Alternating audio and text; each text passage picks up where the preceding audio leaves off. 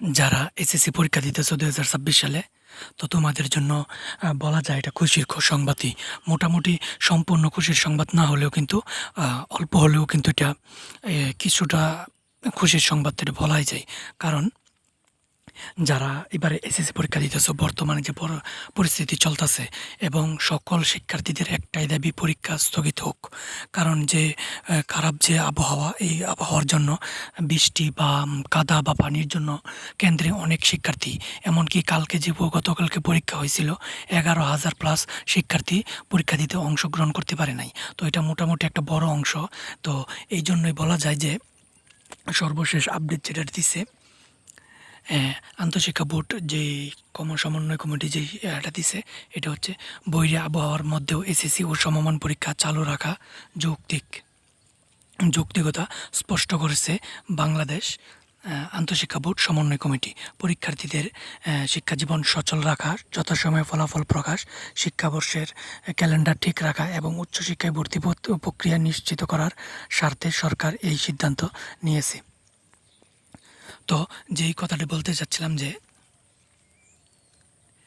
যে তারা পরীক্ষা স্থগিত সম্পর্কে যে বলতেছে, তারা পরীক্ষা স্থগিত করবে না।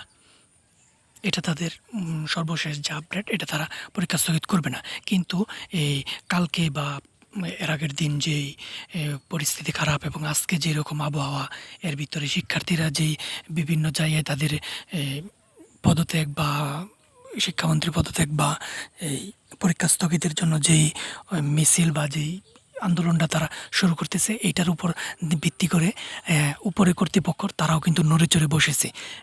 পূর্বে বলেছিল তারা স্থগিত করবে না, বা সম্পূর্ণভাবে শুধু ফোনের মাধ্যমে বা কোনো কথার মাধ্যমে তারা জেলা প্রশাসক বা প্রশাসনের কাছ থেকে তারা খবর পাওয়ার পর তারা কোনো সিদ্ধান্ত নিত।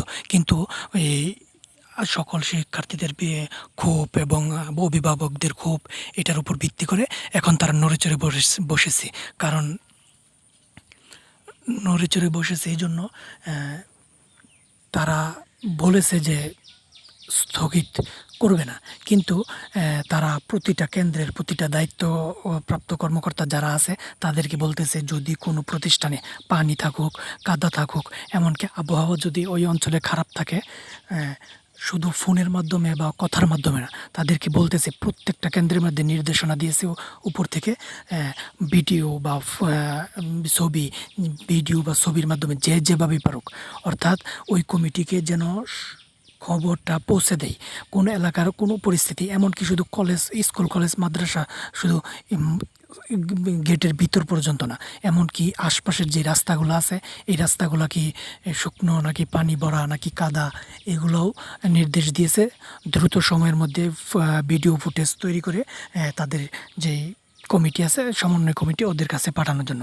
তো অর্থাৎ বলাই যায় যে বোঝাই যায় এটা একটা স্বস্তির জায়গা। কারণ পরীক্ষা স্থগিত না হইলেও এটা কিন্তু মোটামুটি তাদের টনকটা কিন্তু লড়ছে।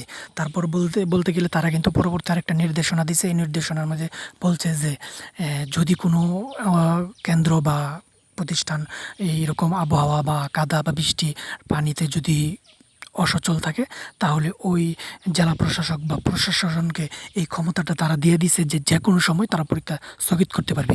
আগে কিন্তু আন্তঃশিক্ষা সমন্বয় কমিটি কিন্তু সরাসরি তারা নিজেরা, হয়তোবা চট্টগ্রাম তারা নিজেরা স্থগিত করছে, কিন্তু বর্তমানে আজকের পর থেকে জেলা প্রশাসক বা প্রশাসনকে এই বলার এই নির্দেশনা দিয়েছে যে যদি কোনো পরিস্থিতি যদি বেহাল মানে খারাপ অবস্থা হয়, যদি পানি বা বৃষ্টির পানি, কাদা বা আবহাওয়া যদি খারাপ থাকে, তাহলে সাথে সাথে যেন ওই কেন্দ্রের পরীক্ষা স্থগিত করে দেয়। এটা এই পর্যন্ত সর্বশেষ আপডেট। তো সকলে যদি আপনাদের যদি আরও কোনো কমেন্টে মতামত থাকে, অবশ্যই কমেন্টে জানিয়ে দেবেন। ধন্যবাদ।